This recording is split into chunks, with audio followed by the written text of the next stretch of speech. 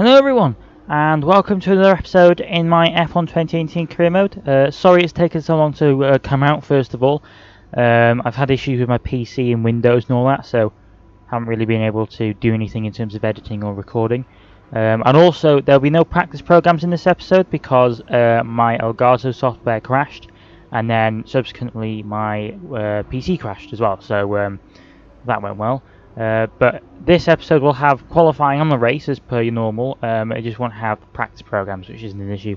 Let me know in the comments down below if you want to see the practice programs in the future for the rest of the season, because I can just cut them out if you want. But without further ado, let's get on for qualifying for the Chinese, or the Bahrain Grand Prix, sorry.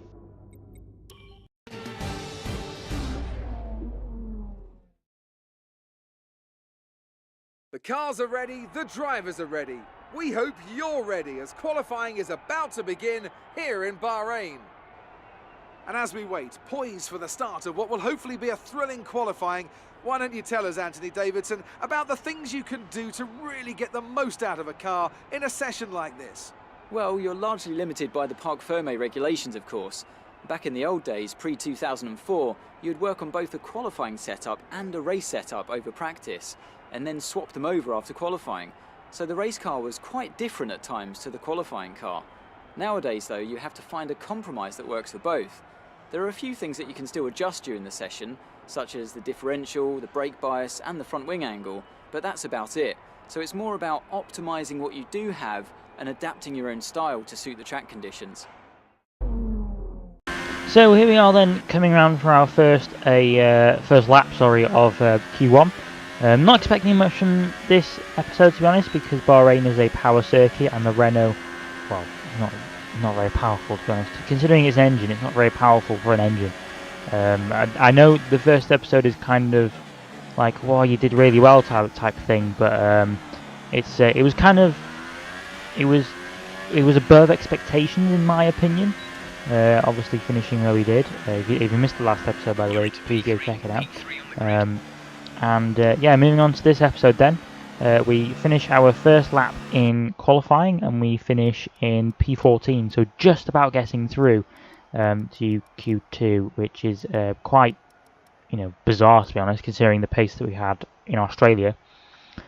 Charles Leclerc just missing out on Q2 there, which is unfortunate for him. And moving on to Q2 now, we are just about to start our first lap in Q2. Hopefully we can get through. I hope, because this car does have the pace for top 10, don't get me wrong, but it's like the Renaults are really fast as well, so it all depends on what they do, and Haas as well, because this is a power track. Haas will come into it as well because they have Ferrari engines, obviously. So as we come across the line then to finish our first lap in Q2, and it's only P12 unfortunately, so that's not the best start, if I'm honest. And we're now going to come around to do our second lap of Q2 to try and get into Q3 with 25 seconds left across the line, and we now start our last lap of Q2. Hopefully we can get through to Q3. I have no idea where this is going to put us.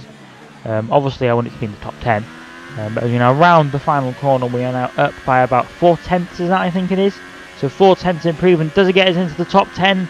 Maybe. I don't think it did. If I can look on the steering wheel, no it didn't. It's only P11 unfortunately. So we're starting from outside the top 10 this weekend. So that's unfortunate. Hopefully we can obviously finish inside the points.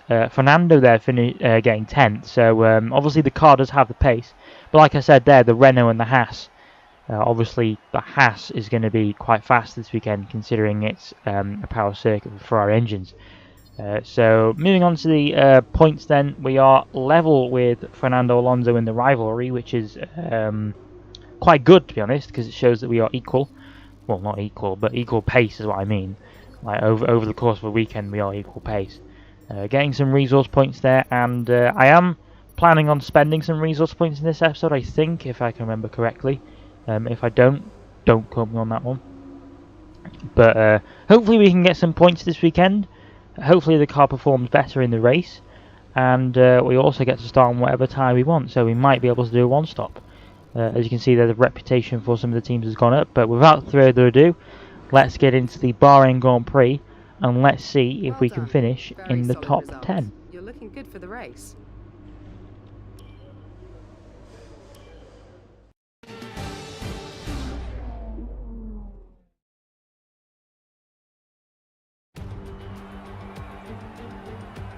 There's something in the Bahrain air tonight, and I'm not just talking about the sand.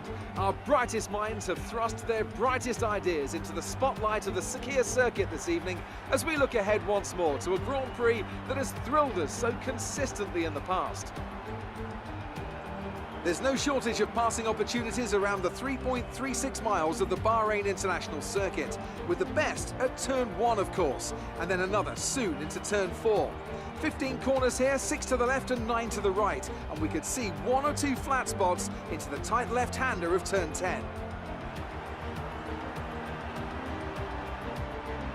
Joining me for today's race once again is Anthony Davidson. Let's talk briefly about Valtteri Bottas. That was a great win in the last race. Can they keep that momentum going this weekend? There are never any guarantees in this business, but certainly the performance last time out would have boosted their confidence coming into this one. With that then, let's run through the grid order. An immense lap from Lewis Hamilton yesterday puts him on pole position, and Valtteri Bottas will line up alongside. Looking down the rest of the grid, we have Vettel, Raikkonen, Max Verstappen and Ricciardo, Alonso, Magnussen, Hülkenberg and Roman Grosjean. Williams, Perez, Esteban Ocon and Sainz, Gasly, Leclerc, Marcus Ericsson and Brendan Hartley. Sirotkin and Lance Stroll rounds off the grid. And with preparations almost complete, let's head down to the track. Now that we've got some points on the board, let's continue this form and aim for another top 10 finish. Well, Jeff, I do plan on another top 10 finish this weekend. As you can see, they're starting on the soft tyres, so it's going to be a one-stop strategy. Go from the soft to the mediums. Hopefully we can get that to work out properly. Because from what I've seen so far from other videos, the one-stop seems to be quite overpowered in terms of the rest of the AI doing two-stops and only the player doing a one-stop sometimes. It depends on the circuit, really, and it depends on the person who's doing it. But as we go to the 5 red lights, then we've got 2 lights, 3 lights, 4 lights, it's 5 lights. Light time when we go here for the Bahrain Grand Prix of Golf. Shocking start, a lot of wheel spin, and we now have Perez overtaking us there, and we're going 3 wide into the first corner. We have nowhere to go. We've been boxed in by Sainz and Ocon. Ocon's gone around outside of us. We're going to go around the outside of Sainz here, trying to keep in the position. We're in P13 at the minute. There's 4 seniors going side by side. Alonso has lost out a lot of positions there as well. And now Ocon has passed Alonso. And now Perez is going to try and go past Alonso as well. But we're now going to go around the outside of Perez. We've run it a bit wide, unfortunately. And Perez has got a more flowing run into that corner. And as we go around the outside of Perez once again. And Alonso is going side by side with Ocon as well. So it's Force India versus McLaren at the moment. As we now dive it down the inside of Alonso and Ocon. And we somehow don't make contact with anyone there, and we're now up into P10. So that's a great start from ourselves there. That was crazy.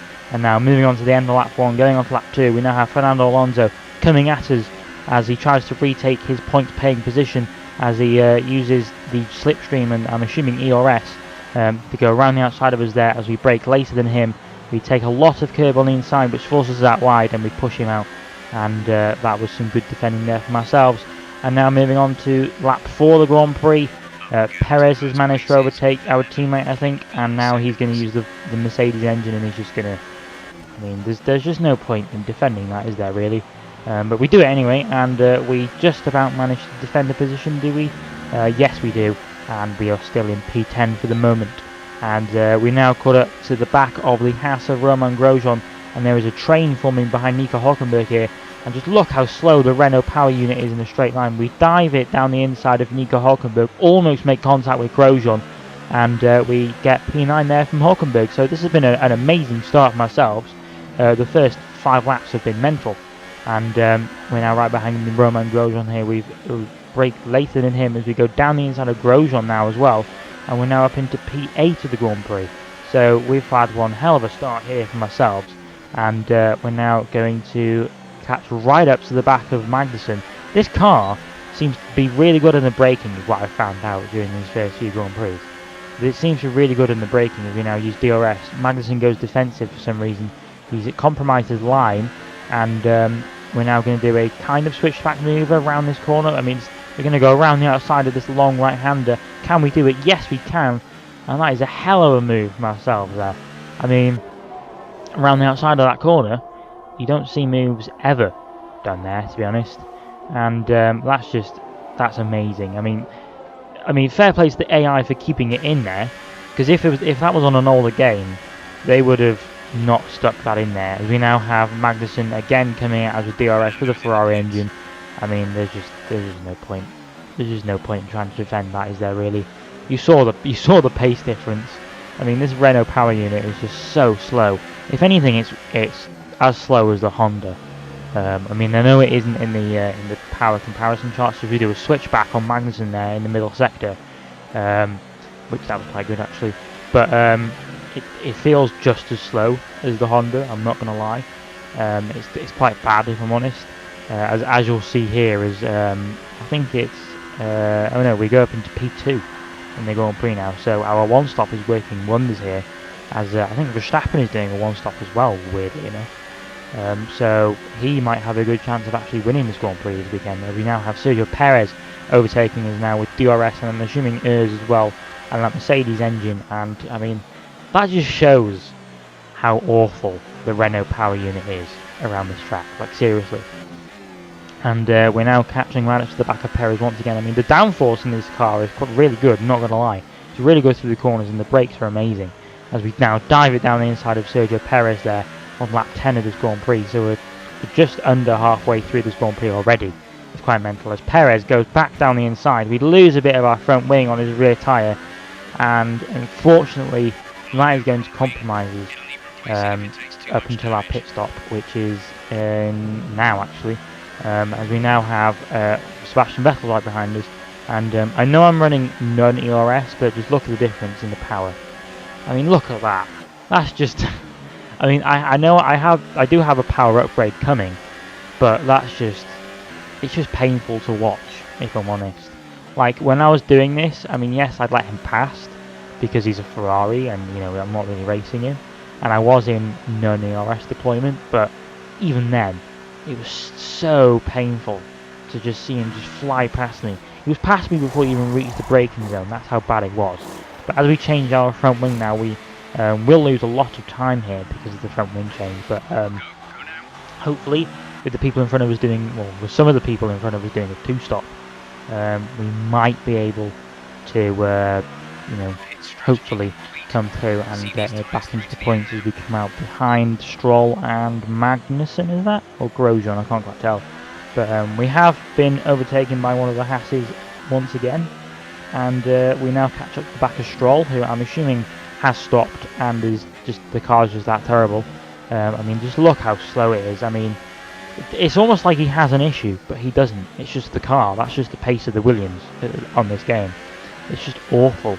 But moving on to lap 8 of the Grand Prix then, we now catch us to the back of Esteban Ocon now, as we're now up into 10th as all the two-stoppers have made their pit stops. So we're still in the points, really, as we're now going to go down the inside of Esteban Ocon here, and that's a solid move, to be honest. Ocon, for some reason, was really slow. I don't know why, but cutting on to the last lap of the Grand Prix then, we now have Sebastian Vettel, I think that is, yes, Sebastian Vettel coming across the line to win the Bahrain Grand Prix. So that's a good, solid victory from him. As you can see, he was miles ahead of anyone else. As we come across the line to take P7 once again, and that's a solid result considering where we started. Nice work, you did well today. I think the boss will be happy with that one.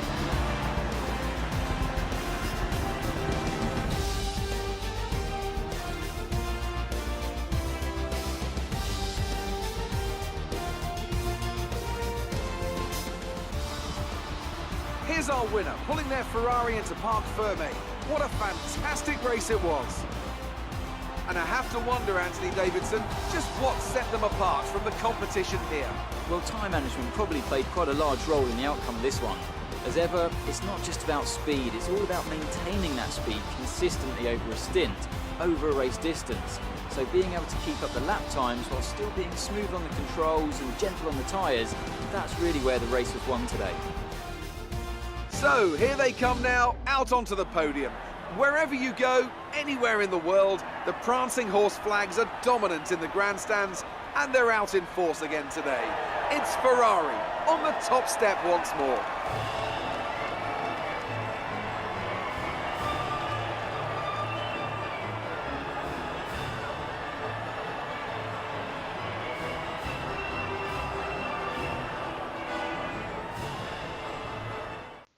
So as you can see then, the final race classification is Vettel winning from Hamilton by 8.4 seconds. Then Valtteri Bottas, Verstappen, Ricciardo, Perez, and I don't know what happened to Raikkonen. He must have retired again, unfortunately, which is really bad news from him. I really don't know what's happened there. Sergio Perez comes home in P6. Only 5 seconds up the road from me, so I mean it wasn't that bad. We finish in 7th in between a Force India sandwich and Ocon finishes behind us. Hulkenberg and Sainz round out the top 10, so the two Renaults getting points there. Unfortunately, the Hasses didn't really have a great race, finishing outside the points there. Neither did Alonso either. And yes, Raikkonen did retire again, so that's awful. That's an awful start from him this season, to be honest. 2 DNFs in a row at the start of the season. I mean, I guess he's getting them out of the way. But moving on to the driver's standings then. Sebastian Vettel leads the way by 3 points, is that? And then Lewis Hamilton is in 3rd. Bottas is in 2nd. Obviously, he won the first Grand Prix. We are still in 8th with 10 points. So, not bad. Solid start from ourselves there. We are 2 points behind Hulkenberg and 4 behind Perez, so that we should be alright with there. McLaren are pretty much halfway in the constructors, 6th place, so solid constructors there, and we now have an interview with Claire to deal with. So let's go and do that, shall we? The fans really seem to enjoy that. You made it look easy. You really looked in control of your car out there. Your team must be thrilled.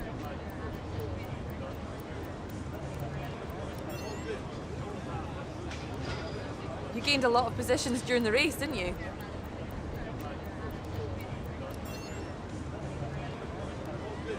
Do you have any comments about the collisions?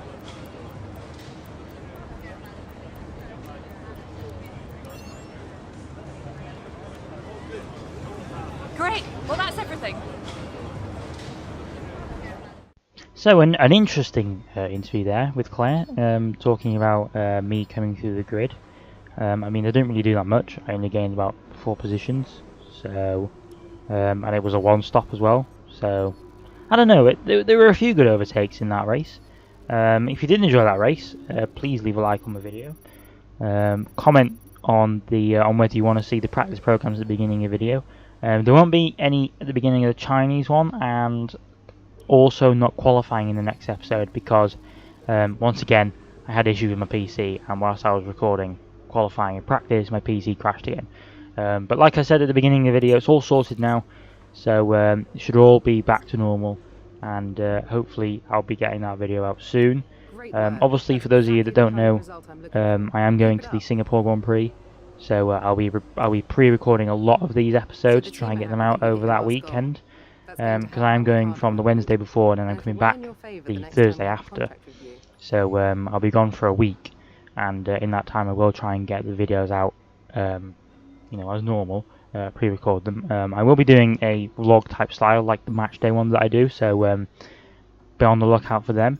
But if you have enjoyed this episode, please leave a like and a comment as I get the quality control upgrades for all the departments, I think that's what I did. But yeah, if you did enjoy this episode, please leave a like and a comment, and subscribe for more. And I will see you all in the next video at China, where hopefully we can get some more points, and maybe Fernando can get some points as well. But yeah, hope you enjoyed this episode. Please leave a like and a comment, and I will see you all next time. Goodbye.